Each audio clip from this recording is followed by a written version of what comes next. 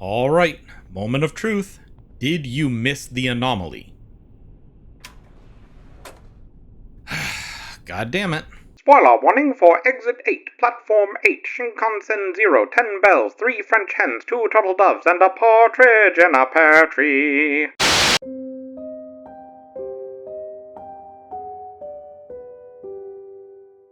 Walk with me. I want you to imagine you're on your way home from work. You leave the subway, passing another commuter. He doesn't look at you, you don't look at him.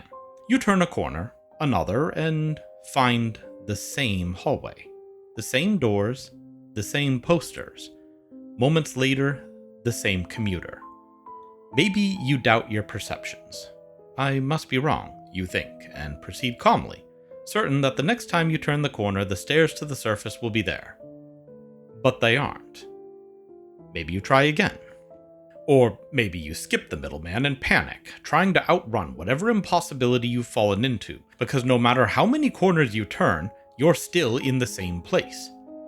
Maybe you try talking to the man, hoping for help, but he doesn't respond. You stand in his way. He walks around you. His expression never changes, and he never acknowledges your plight. And you realize that you are in grave danger. Whatever rules or laws governed your life, they have been broken on a fundamental level. You keep turning the corner, demanding reality snap back, that cause and effect resume their relationship. Then, on one turn, no different from any other turn, the commuter is looking at you, not through you. For this loop, the two of you are occupying the same reality. And as he closes in, you wonder if this is a good thing. One thing I love about games, which I find more prevalent in the indie space, is the tendency for new genres to just sort of manifest out of the aether. A new, or at least novel idea hits the marketplace. Maybe it gets picked up by YouTubers. Maybe it gets briefly famous, and maybe that leads to success. That success inspires others to produce their own takes, and just like that, you have a new game genre. For a little while. Sooner or later, the excitement fades and they sink back into the shadows. The Exit 8 is one such progenitor. It dropped into the world on November 28th, 2023, and gave us something we hadn't known we'd been looking for. Truthfully, the Exit 8 is not a fully novel concept, more a synthesis of several inspirations. Chief among that number are the I'm on Observation Duty series and the playable teaser for the ill-fated Silent Hills game. PT, for those lucky enough to play it, I wasn't and so have no footage of it because Konami, had Norman Reedus traveling down a looping hallway that grew more terrifying with each loop. The long-running I'm on Observation series involves tracking a set of rooms via security camera and reporting whenever something anomalous occurs. In both cases, if you screw up, you die. Exit 8 is also an example of liminal horror. To boil that down, it's the horror of being trapped between two states of being unable to move forward. Or, for an example more practical and less esoteric, it's a situation where a common, everyday location is made terrifying by being iterated on to the point it becomes effectively infinite. Game developers have striven to bring that experience into the interactive world for years, with results that often nail the eeriness but may run short on the scariness. And let's not forget about the SCP Foundation, which is waist-deep in the concept of anomalies. Objects, creatures, places, etc., which defy the laws of nature. All of these sources synthesize a formula which is simple in practice, elegant in execution, unsettling in aesthetic, and infinitely imitable. Is imitable a word? Yes. I like to call this subgenre of anomaly hunting game the Anomaly Loop. Let's look closer. We, the player, start at one end of a hallway. To our right are a set of doors and vents. To our left are several posters. The hallway is tiled in white. Very functional, not very pretty. You pass the commuter, who will be known from here on out as Joe because that's what viewers of my stream named him. Joe will pass in the opposite direction. You reach the end, turn a corner, and repeat the process. After your second loop, you get a tutorial. Now, this might not seem like much, but for a game like Exit 8, it's really all you need. You are on the lookout for anomalies. These can be anything as long as they're out of the ordinary. That's something to dwell on for a moment. No genre I know of has put this much effort into defining the concept of ordinary. Here, ordinary means the hall has a yellow line on the floor, fluorescent lights, 2 doors, 2 vents, 6 posters, 3 security cameras, a sign warning you about the security cameras, Joe, and a sign pointing the way to your exit. The simplicity allows the player to establish normality. We can only track so many variables at once as non-mechanized humans. The Spartan hallway minimizes those variables. On a first playthrough of Exit 8, you do not know what form the anomalies will take, and so everything is an option. Were there always 5 dogs? Are Joe's shoes different? Do I want any Girl Scout cookies? Obviously, some anomalies are more blatant than others. At the bottom are the subtle anomalies, things that are out of place, but maybe not obviously so. If you've gone through the hall and found nothing, it might be worth going over again, just in case you maybe overlooked something. Then there are the set pieces. Unlike the subtle ones, these are bold and hard to miss. Their job isn't to hide, but to unsettle and scare you. Think of them like haunted house attractions. There's a third group too, but before we look at them, let's look at the system for reporting anomalies, the actual gameplay portion of Exit 8. If you do not see an anomaly, proceed forward and leave the corridor. If you do see an anomaly, turn around and go back. Either way, you end up in a new loop, but the sign indicating the exit will tick up by 1 for each correct choice, and reset to 0 for each failure. Reach 8 to escape. It adds the perfect amount of interactivity to what would otherwise just be a standard haunted house setup. Which brings us to our third type of anomaly. Anyone familiar with SCP knows that not all anomalies are friendly or benign. Some of what you encounter will be after you, and if you're not careful, they might get you. These anomalies, which I call threats, are hostile set pieces. They will attempt to catch you off guard, lure you in, or just chase you down. You deal with them the same way as all anomalies, by running away. If they get you, it counts as a failure. And since you failed, you'll see them again someday. Oh yes, that's another thing. Cleared anomalies don't repeat, which is good because anything seen too often loses its scariness. Hey guys. But really, that's not what's scary in anomaly loops. This here is not the scariest moment from Exit 8, nor is this. This is the scariest moment, and it will repeat over and over and over again. You might have experienced something similar if you've ever been traveling and found yourself anxiously checking the room over and over for any forgotten valuables. Or maybe if you've ever agonized over a question on a test that you were almost sure of. In both cases, there's a clear point where your decision is final and you have to live with it. By their unsettling appearance and in-your-face attitude, you might think the threats are your biggest concern in Exit 8. Not so. If every anomaly was a threat or a set piece, the game would be too easy. The subtle anomalies, the ones you aren't sure you saw before or that blend in too easily, are the ones that will give you anxiety. The game is almost comically generous, letting you wander about as long as you want until you're satisfied that you didn't see anything, only to slap you back to 0 because of course no door has a knob in the middle.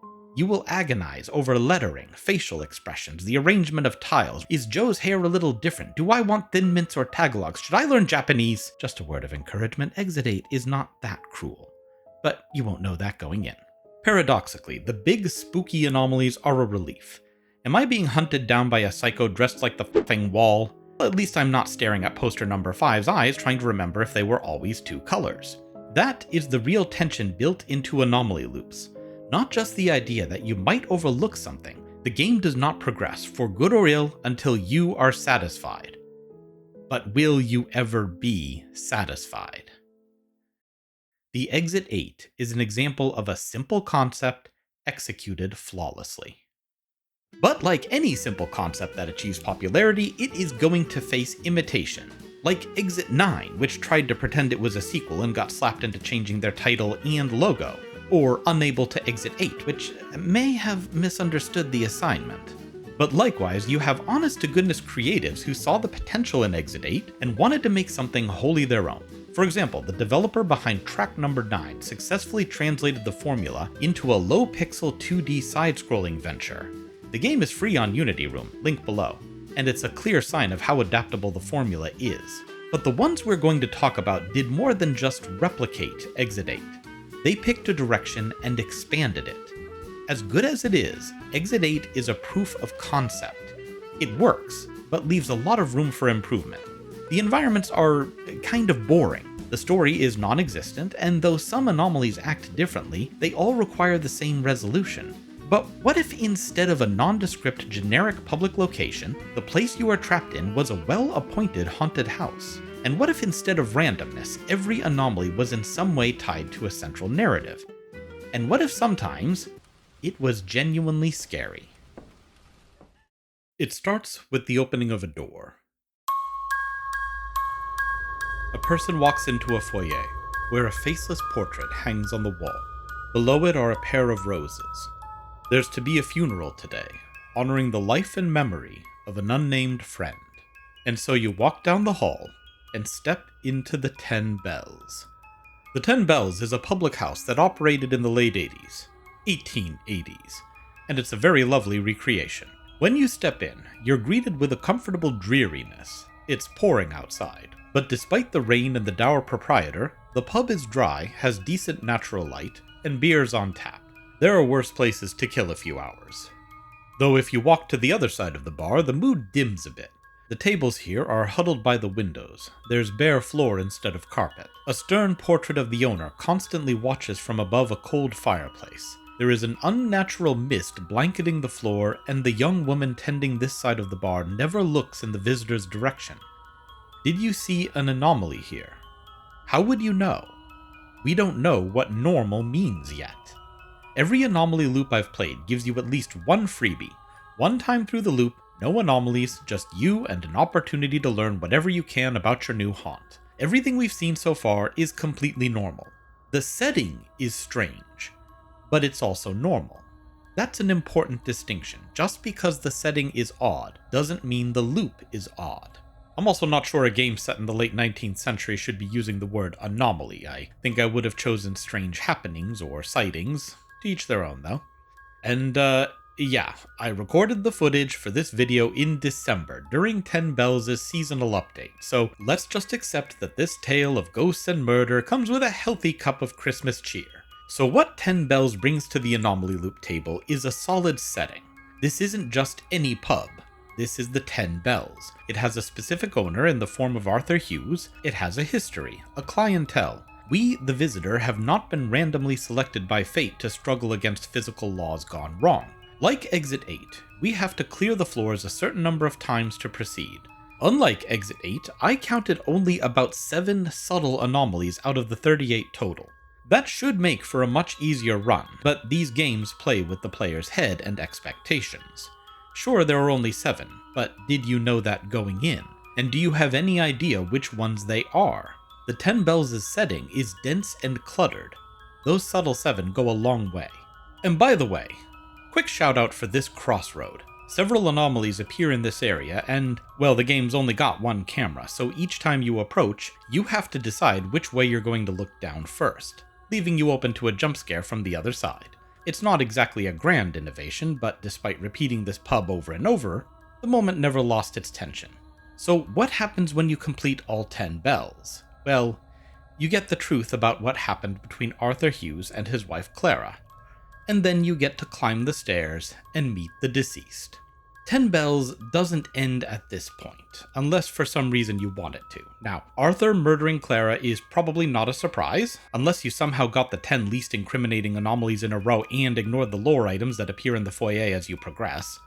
I want you to pay special attention to the nature of anomalies in this place. Each anomaly is named, and after finishing part 1, the game starts listing them.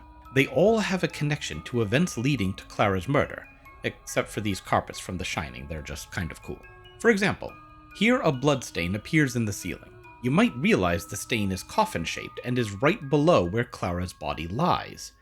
These books are covered in slime. Clara owned a copy of Lady Shatterley's Lover, a novel about a woman having an affair which was considered obscene at its time, which for the record was about 30 years after the events of the game. Then there's the time Arthur chases you through the pub and beats you to death with a bell. Self-explanatory. 10 Bells is also willing on occasion to break its own mold. One anomaly opens the door to the basement, a door which is always closed. You could turn around here, it would be an easy success, if you can stand not knowing what's down there.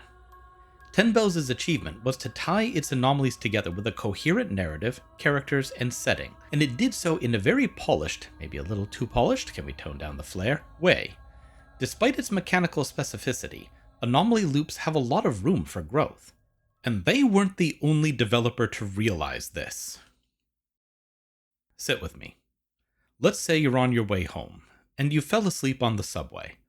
Worried that you missed your stop, you get up and look around, where you see...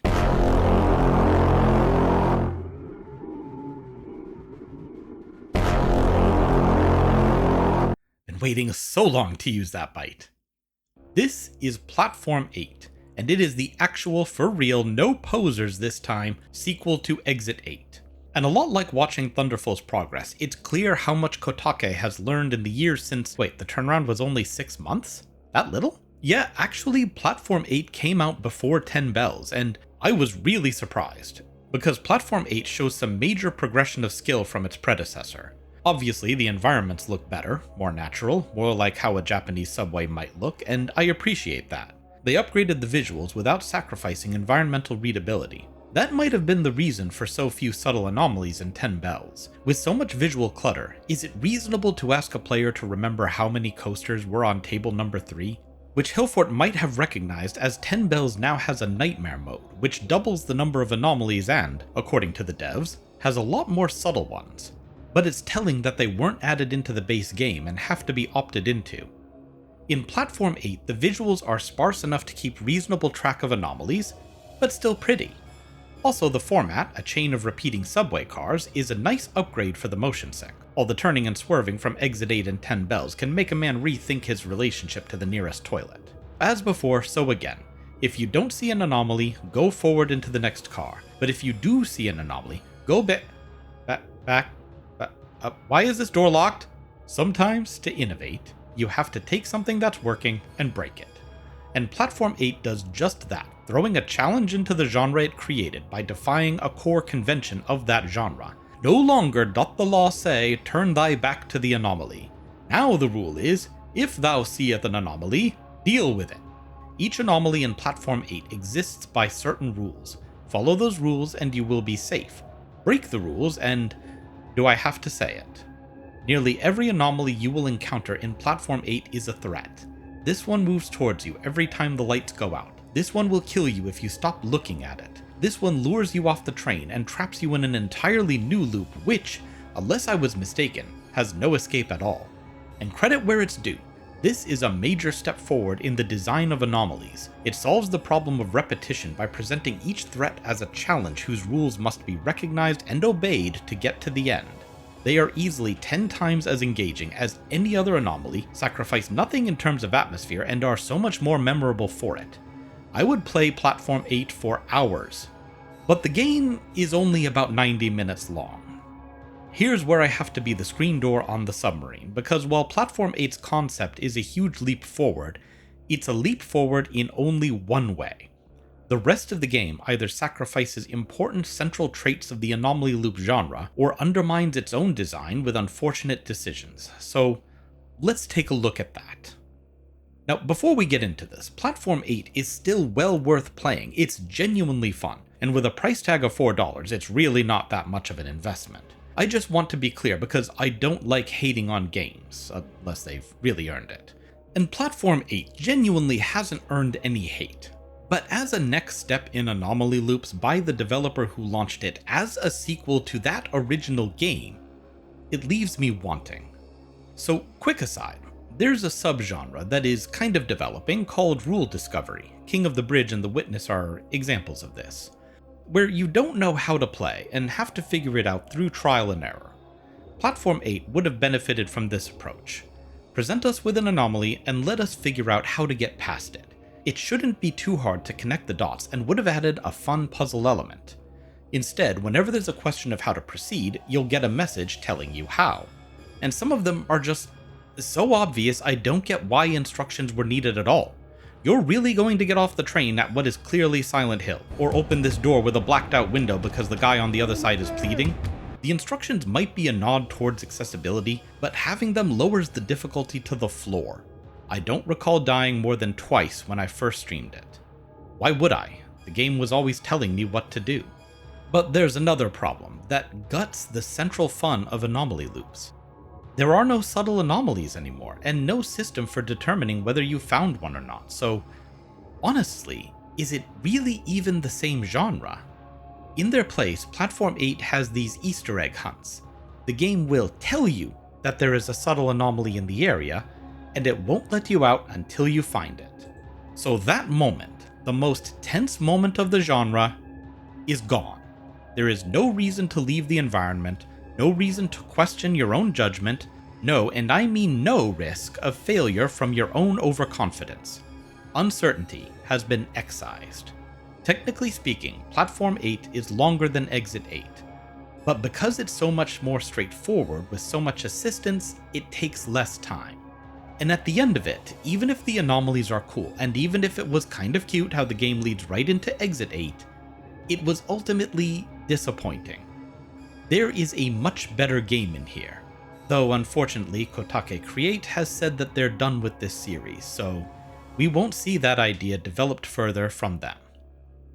But maybe there is someone somewhere else, someone who landed a bit of everything into one game?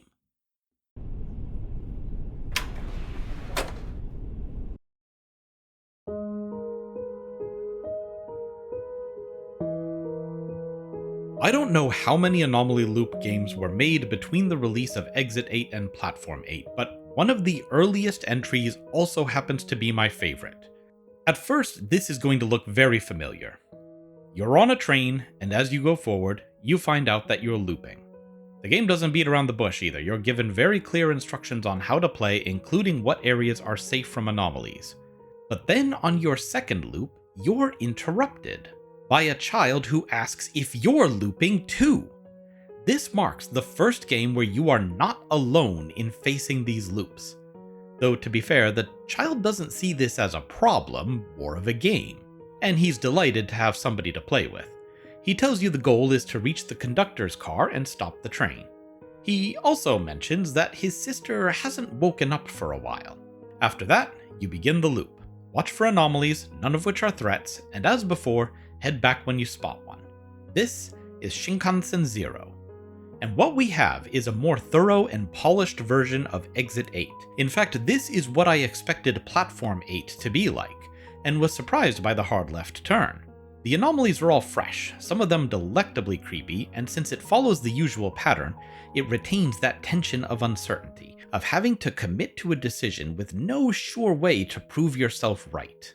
When I replayed Shinkansen for this video, I was surprised how much that added to the formula, as well as the game's playtime. This is the only anomaly loop where I did not find all the anomalies, though part of that is because unlike the others, Shinkansen will reuse anomalies from time to time. But no matter how well made, every anomaly loop ends when you hit the target number. So when you finally go from 7 to 0, you get accosted by the small child. By the way, his name is Naoki, and it's not clear how long he's been on this train for, but it's been long enough to understand the rules and to get bored. He also has a surprise. Shinkansen 0 has 2 parts. You didn't win the game, you won the economy class. The green car for higher paying passengers is up ahead. Welcome to the halfway point. Now in this game, you're getting a bargain. The blue car, the first car, is basically Exit 8 all over again. If you liked Exit 8, you'll enjoy the blue car. It has the same target to reach and almost as many anomalies to discover. It's a few dollars pricier, but the visual improvements, NPCs, and voice acting account for that, so you've already got a good deal and a good time. So learning that the creator, Chilla's Art, stacked a second game on top of the first? Pretty darn cool. It also feels kinda like a sideways boast. Economy class is Chilla saying, I can do whatever you can do. The green car is Chilla saying, anything you can do, I can do better. So first things first, like Clara's side in 10 Bells, the green car has its own idea of normal, embodied in this little edgelord. When I first boarded the green car, I saw him take his seat, saw his green glowing eye, and made a beeline for the back of the car. One problem. He was in the next car too. And the next. I approve of this. Reality is already wacky in anomaly hunts. Why not lean into it?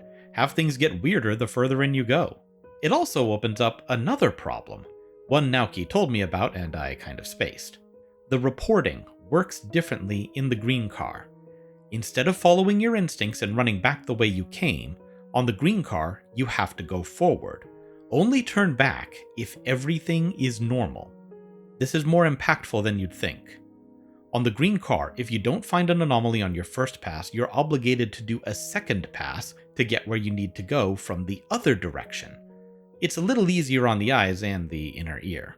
Here's how the backtracking adds to the gameplay.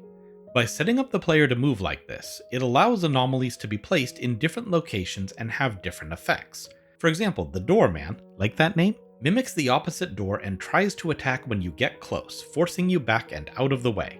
But that doesn't mean threats can't come from behind. Damien here is sometimes encountered alone and standing oddly still. When you walk past, well, you learn how good at sprinting you are. Even the narrow confines of the aisle play a part. Every now and then the attendant who dutifully serves drinks and snacks realizes the futility of the working world and charges recklessly down the train. If you're not quick enough to get out of the way, then you get a face full of Pocky and a concussion. So all this is cool, and a natural progression of Exit 8's formula. But Shinkansen 0 did something that surprised me, something I wouldn't see again until Platform 8 did it later in the year. This anomaly is the conductor. When he triggers, the message signs will instruct you to take your assigned seat followed by a number.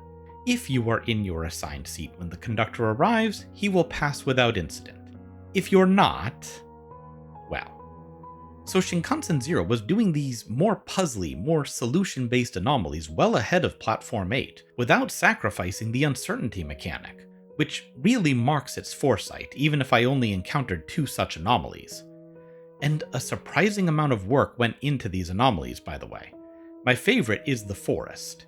In this anomaly, the green car is overgrown by plant life, but those plants aren't uniform. The laptop girl is replaced with a bright pink bloom. The old man perpetually reaching for his suitcase becomes a stout tree trunk. The man in black is a dead tree. Which, honestly, this anomaly raises so many questions. This is also where you see Naoki again. No longer having fun, he asks if we'll ever get off the train alive. There isn't an answer that will comfort him. There is, in fact, nothing to do but reach the conductor's car, stop the train, and get off. And at this point, I'm going to close discussion on Shinkansen 0. The game isn't quite over yet, and it does innovate in one more way. A way that was not repeated in any other anomaly loop in this video. But this script is getting way too long, and I still have some final thoughts, so maybe play it yourself? Whether this tiny subgenre, this hybrid of walking sim, horror, and puzzle games was worth a video will ultimately be up to you to decide, but I find these bursts that herald a new genre fascinating. The indie space is great at generating new ideas, and I love when those ideas are iterated on. The early success of anomaly loops doesn't mean they'll continue to grow. After all, it's only been a year, and for all we know, the formula is about to reach its end. But it's worth noting that there were a few I had to leave off the list. Like Stairway 7, which is an anomaly loop in a stairwell with a cat and a much more horrific art style than anything I brought to this display. Or the upcoming Cabin Factory, where you search manufactured log cabins for hauntings at great personal risk before they're shipped out to the middle of the woods. I don't know if that's going to be enough to keep it going or make it a mainstay. If Survivor likes are still going strong today, then maybe there's hope for anomaly loops too. But if not, well, they were still a fun time. And I'm sure someone out there is trying to create one in RPG Maker right now. Thanks for playing, everyone.